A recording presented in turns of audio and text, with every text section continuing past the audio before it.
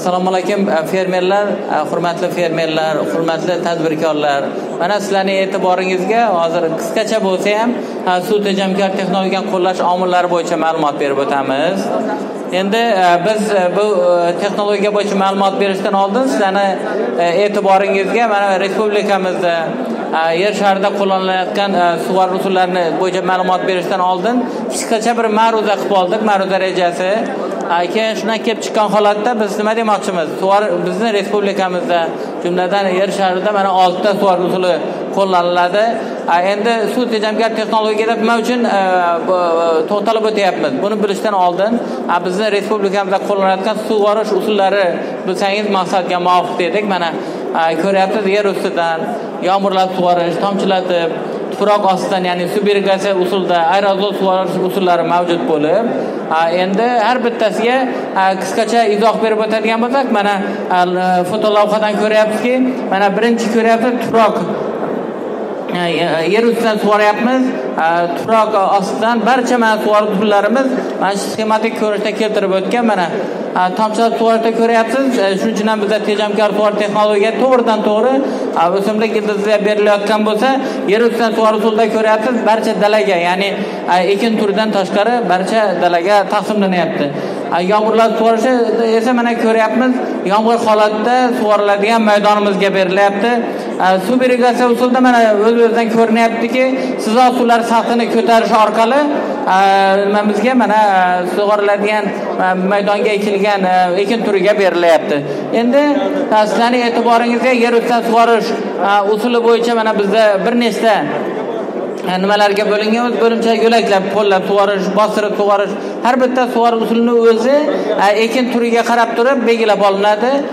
Mana endi bu yomg'irlar sug'orish usuliga keladigan bo'lsa, yomg'irlatgan holatda sug'orish usuli bizni arid mintaqada unchalik ko'p miqdorda qo'llanilmasa-da, bu gumid mintaqa, ya'ni yomg'ir ko'p bo'ladigan mintaqada kerakli miqdorda kichik normalarda berishda foydalanadi. Buni mana yomg'irlar sug'orish usuli suvni tuproq ustiga o'simlikka maxsus mashina, qurilma va agregatlar yordamida sun'iy yomg'ir shaklida yetkazib berilyapti. Mana ko'ryapsiz. Buni afzalliklari mana keltirilgan bir nechta afzalligi.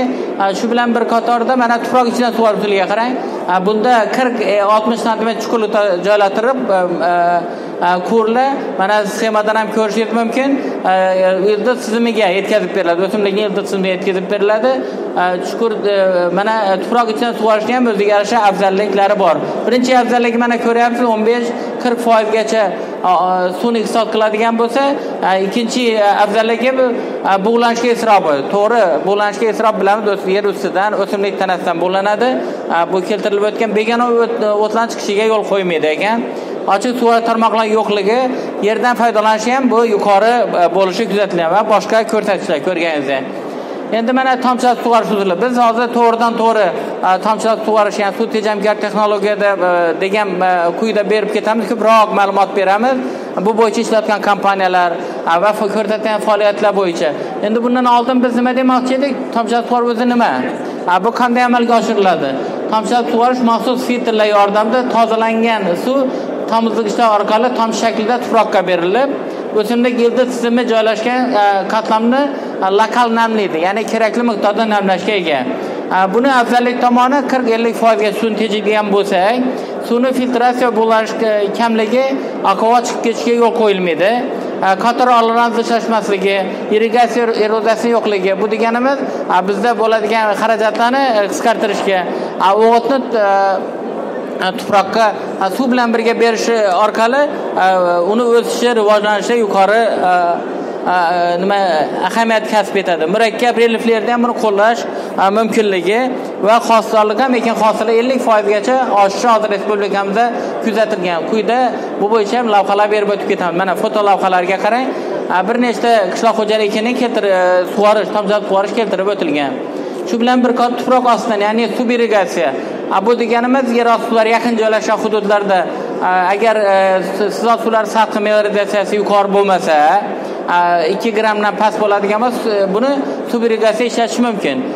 Sub irrigatsiya bu sizot suvlar sathini ko'tarish orqali sug'orish bo'lib, tuproqni o'simlik ildizda joylashgan qatlamga sizot suvlar tuproq kapillyarlari orqali ko'tarib amalga oshiriladi. Buni ham o'ziga yarasha afzallik tamoyillari keltirib o'tilgan.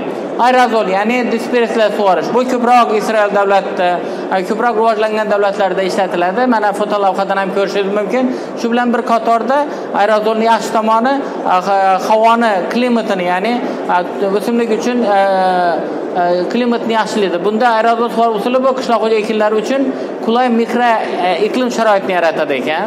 Buni ham mana bir nechta afzallik tamoyillari keltirib o'tilgan. Endi biz aytyapmiz hozir. Mana sug'orish usullari bor yoki aytyapmiz suv tejamkor usullar bor deb. Mana bunda lavhada keltirib o'tdik. Bir nechta mana 6 ta sug'orish usuli bo'lsa, respublikamizda bularni salbiy tomonlari yoki qo'llash mumkin tomonlari agar mana bitta kichkina misol oladigan bo'lsa, sug'orish usuli, yer ustidan sug'orish usulini olyapmiz. Mana tuproqni namlantiradi. Xohlagancha namlantirish mumkin. Namlikka e'tiborli ekinlar eksa maqsadga muvofiq bo'ladi. Lekin havoni namlata olmaydi. Mana qizilib qo'ydik. Havoni namlatmoqchi bo'lsak biz albatta yomg'irlatib yoki aerozol sug'orish usulini qo'llaydigan bo'lsak yaxshi bo'ladi bu issiq hududlarda. Endi keyingi tuproqda nam yig'ishi mumkin, hech qanday muammo yo'q. Keyin sho'r yuvishda ham yer ustidan sug'orish ishlatiladi.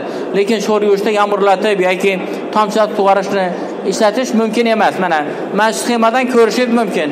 Tuproqning yemrilishi oldini oladi deyapmiz. Yo'q, bu oldini ola olmaydi. Yer ustidan yuqori normada suv beradigan bo'lsak, albatta tuproqning ustki qatlamida mavjud bo'lgan gumus miqdorini yuvib tashlaydi. Tuproqni yana nima qiladi? Mahsuldorligini kamaytirishi mumkin ekan. Keyingi o'g'it kiritish. Qanday o'g'it kiritish mumkin yer ustidan? Yuqorida aytdik, yer ustiga o'g'itni qo'l yordamida, mexanizm yordamida sepish mumkin. O'g'itni biz bilamiz suyuq holatda tomchilab sug'orishda yoki yomg'irlab sug'orishda yoki bo'lmasa aerozol sug'orishda kiritish mumkin. Mana sxemadan ko'rishingiz mumkin.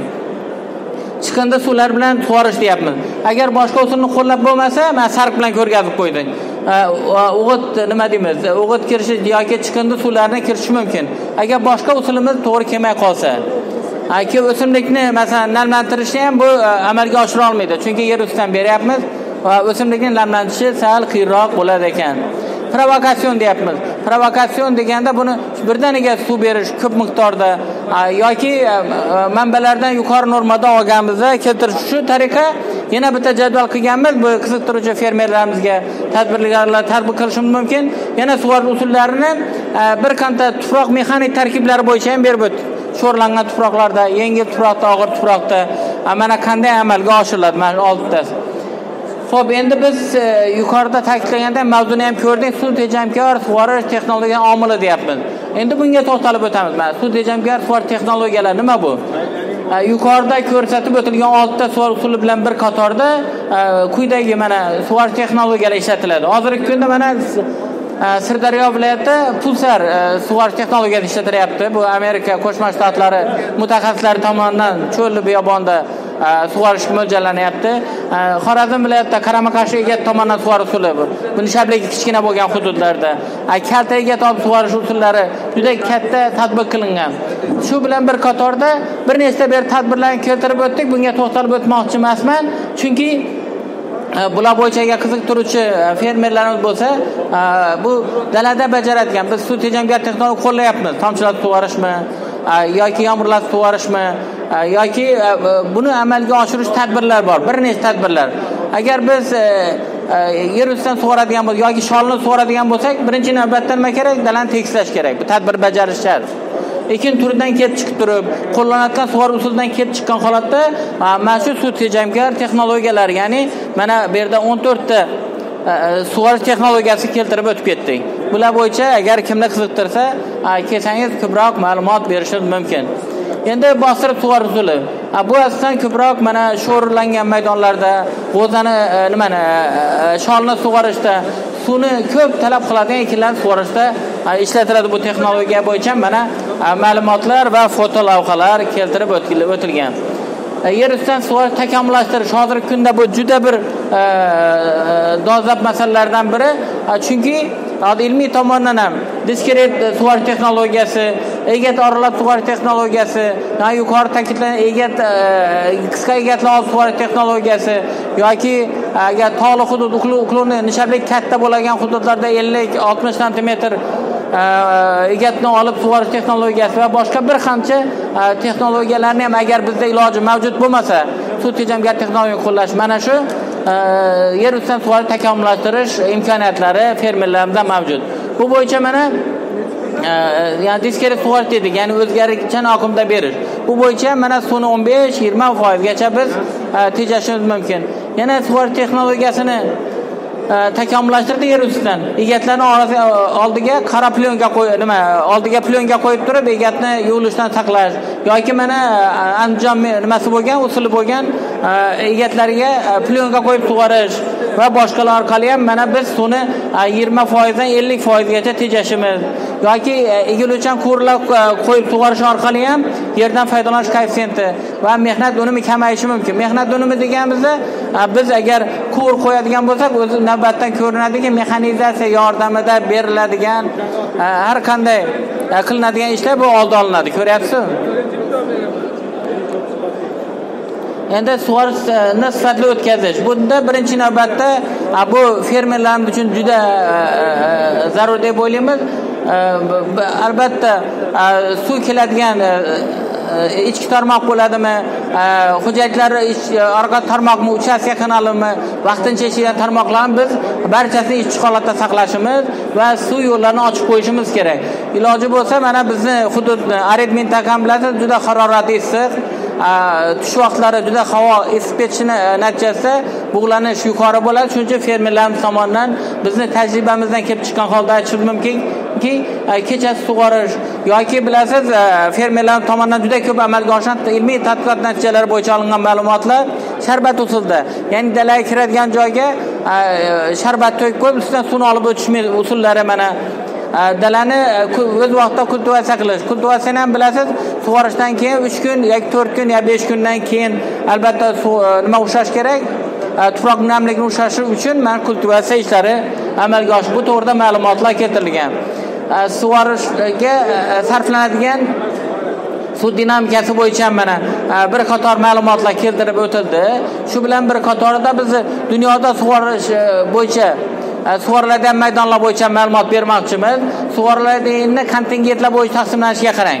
Mana eng birinchi sug'oriladigan maydoni bo'yicha Xitoy davlati 69,1 million gektarga teng bo'lsa, bizning davlatimizda mana ko'ryapsiz 3,65 million gektarimiz sug'oriladigan. Yaponiyada 2,47 million gektarga teng.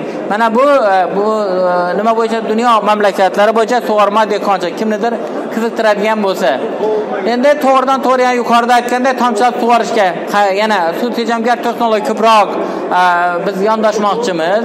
Bunda mana yuqori ta'kidlanganda maxsus filtrlar orqali deyapti.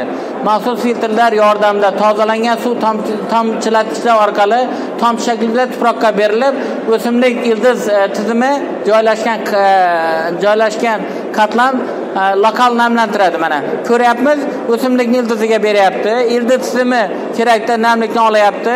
Yana bir yaxshi tomoni tomchilab sug'orishni yoki yomg'irlar sug'orishni bu barcha tizim avtomatlashgan bo'ladi.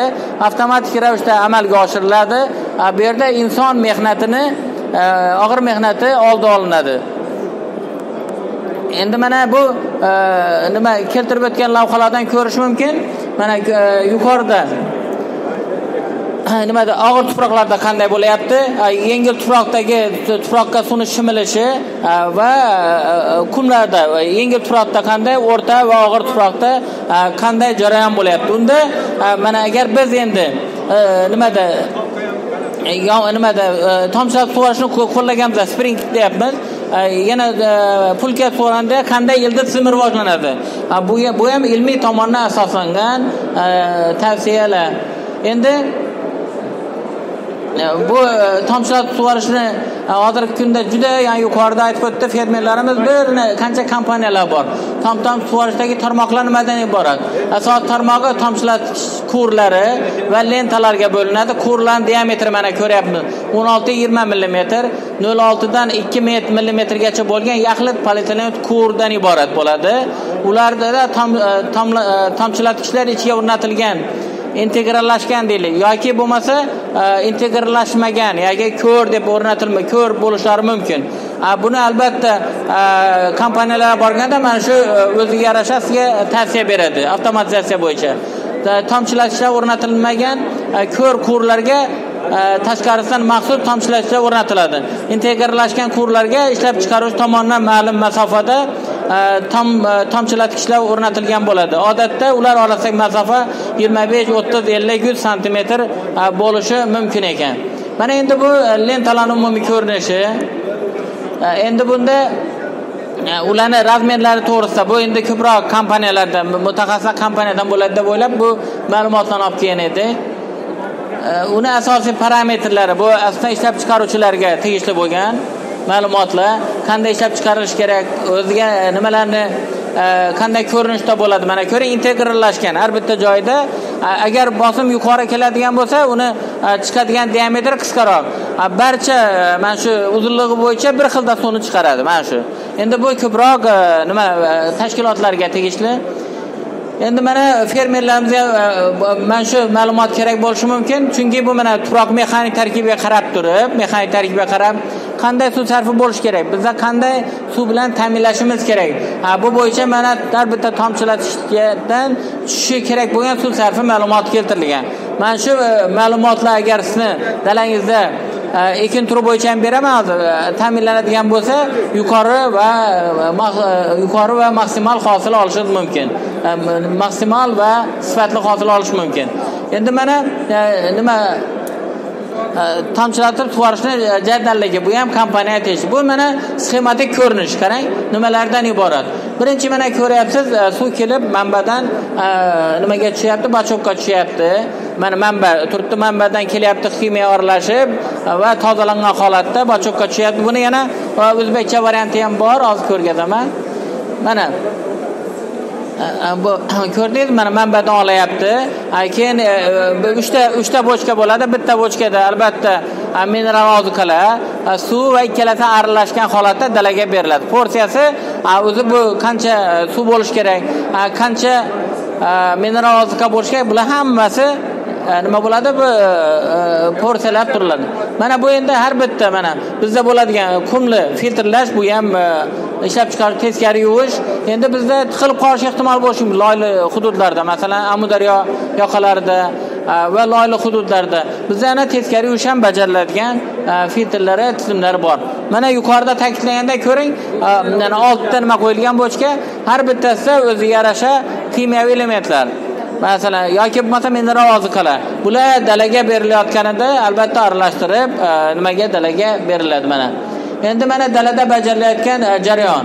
Mana kurlarni joylashtiryapti, ularni masofasiga qarab. Mana kurlarni har bittasiga ko'ring, ildiz tizimida kerakli bo'lgan qatlamni nima qilyapti? Namlatyapti. Mana afzallik tomonini aytib o'tdik sizga. 40% gacha suv tejiydi ekan. Bug'lanishi kam, qatorlar zichlashmaydi, biz kultivatsiya qilishimiz shart emas. O'g'it tuproqqa suv bilan birga beriladi. Murakkab, nishablik katta bo'lgan joydan berilishi mumkin ekan. Hosillarga 50% oshadi deyapmiz. Lekin o'zidan ko'rinyapti, kamchilik tomonlari ham mavjud. Masalan, tizimni loyihalash uchun qanchadir fermerlarimiz tomonidan yoki men ishlab nima tomonidan dehqonlarimiz tomonidan mablag' talab qilinadi, to'g'rimi? Qanchadir. Ikkinchi kamchiligi kur va tomchilardagi suvdagi oqiziqlar va kimyoviy birikmalar bilan to'lib qolishi. Mana yuqorida aytdik, loyli bo'ladigan bo'lsa, agar suv tindirgichlar bo'lmaydigan bo'lsa, u yerda nima bo'ladi? Tiqilib qolish ehtimoli bo'ladi. Teskari yuvishga to'g'ri keladi. Sug'oriladigan maydonning mikroiklimini boshqarib bo'lmaydi. Chunki issiq harorat bo'ladigan bo'lsa, o'simlikni qandaydir mana suvni o'zlashtirishga ham ozgina bo'lsa ham issiq hududlarda o'ziga yarasha salbiy oqibatlar bo'lishi mumkin. Bog' uzumzorni qayta barpo etilganda tizimni qaytadan loyihalash talab qilinadi. Bu ham qo'shimcha daromad. Endi joriy etishga qarang. Mana O'zbekiston Respublikasi 2013-yil 21-iyundagi tomchilatib sug'orish tizimini va suv tejaydigan boshqa sug'orish texnologiyani joriy etish va moliyalashtirishni samara tashkil etish chora-tadbirlari to'g'risidagi 176-sonli qarori. Qishloq xo'jaligi ishlab chiqarishida tomchilatib sug'orish tizimini joriy etish ustuvorlik tartibida vegetatsiya davrida suv resurslari o'rtacha ko'p yil taqchil bo'lgan sug'oriladigan yer uchastkalarida, shuningdek sug'orish suv yuqoriga ko'tarishda katta xarajatlar qilinadigan mashina bilan sug'oriladigan yerlarda, bog'lar, uzumdorlar, sabzavot, poliz mahsulotlari, boshqa yuqori rentabel ekinlar uchun ajratilgan yer uchastkalarida, sho'rlanmagan va sho'rlanishga moyil bo'lmagan yengil tuproqli tekis yer uchastkalarida amalga oshiriladi deb bir nechta kriteriya bergan. Biz bilamizki, mana Qashqadaryoda 5 ta podyomda 125-150 metr suvni ko'tarib beradi, qanchadir xarajat bilan. Yana ko'tarib bergan suvni 50% ishlatilishi bu kurakda turadigan narsa emas. Uni oldini olishda mana tomchilatib sug'orishning usuli juda yuqori natija beradi. Buxoro, Qashqadaryo viloyatida 3 ta 4 ta podyomda suvni ko'tarib bersa. Endi joriy etishni yana qaysi tomonlari davlat doirasida qo'llab-quvvatlanyapti. Ularga mana kvotalar ajratiladi, yer nalogini to'lash, yagona yer nalogidan ozod qilinadi 5 yil mobaynida.